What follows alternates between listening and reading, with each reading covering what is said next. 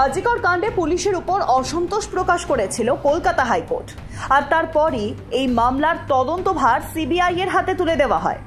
আর বুধবার সকাল থেকেই তদন্ত শুরু করেন দিল্লি থেকে আসা সিবিআই এর কর্তারা। বুধবার সকালে তাঁদের হাতে আজিকর কাণ্ডের মূল অভিযুক্তকে হস্তান্তর করে কলকাতা পুলিশ।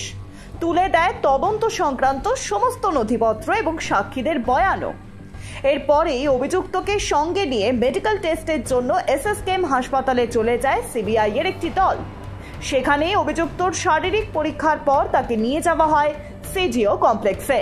বুধবার সকালে দিল্লি থেকে সিবিআই এর একটি দল এসে পৌঁছয় কলকাতায়। সেই দলে ছিলেন 25 জনের সদস্য। সিবিআই এর আধিকারিকদের পাশাপাশি ছিলেন মেডিকেল বিশেষজ্ঞ এবং ফরেনসিক বিশেষজ্ঞরা। পরে দিল্লি থেকে ডিরেক্টর পদমর্যাদার এক অফিসারও এসে পৌঁছন সিজিও কমপ্লেক্সে। আজিকর হাসপাতালে গিয়েও ঘটনাস্থল পরিদর্শন করেন তারা। এরই পাশাপাশি ঘটনার সঙ্গে যুক্ত যাবতীয় নথি, প্রমাণ এবং তথ্য যা কলকাতা পুলিশের তরফে সংগ্রহ করা হয়েছিল তাও খতিয়ে দেখে সিবিআই এর আরও একটি দল। এছাড়াও গ্রেফতার হওয়া সিভিক ভলেন্টিয়ারকে জিজ্ঞাসাবাদের দায়িত্বে রয়েছে সিবিআই এর আরও একটি দল। 9 আগস্ট আজিকরের সেমিনার হল থেকে উদ্ধার হয়েছিল চিকিৎসকের দেহ।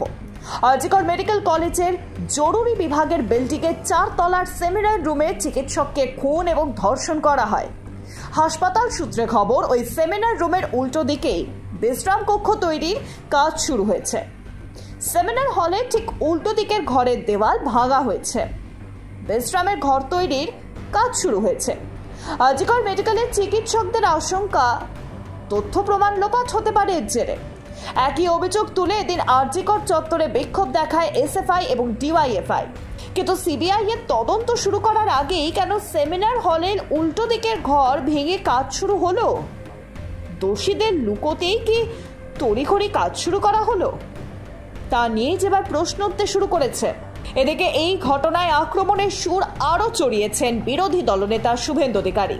বুধবার বিধানসভায় দক্ষিণবঙ্গের বিজেপি বিধায়কদের নিয়ে ধর্ণা কর্মসূচিতে বসেন তিনি। পরের সপ্তাহেই বিজেপি বিধায়কদের নিয়ে নবান্ন সহ রাজভবন এবং স্বাস্থ্য ভবনে যাবেন বলে জানিয়েছেন শুভেন্দু। তবে তার কর্মসূচি যে আগাগোড়াই শান্তিপূর্ণ থাকবে তা স্পষ্ট করে দিয়েছেন। সেই সঙ্গে তার অভিযোগ, আজিকরের ঘটনাকে ধামাচাপা দেওয়ার চেষ্টা চলছে। তার এবং অন্যান্য বিজেপি বিধায়কের হাতে প্ল্যাকার্ডে লেখা একটাই দাবি, স্বাস্থ্যমন্ত্রী তথা মুখ্যমন্ত্রীর পদত্যাগ। Bureau report, Ritam Bangla.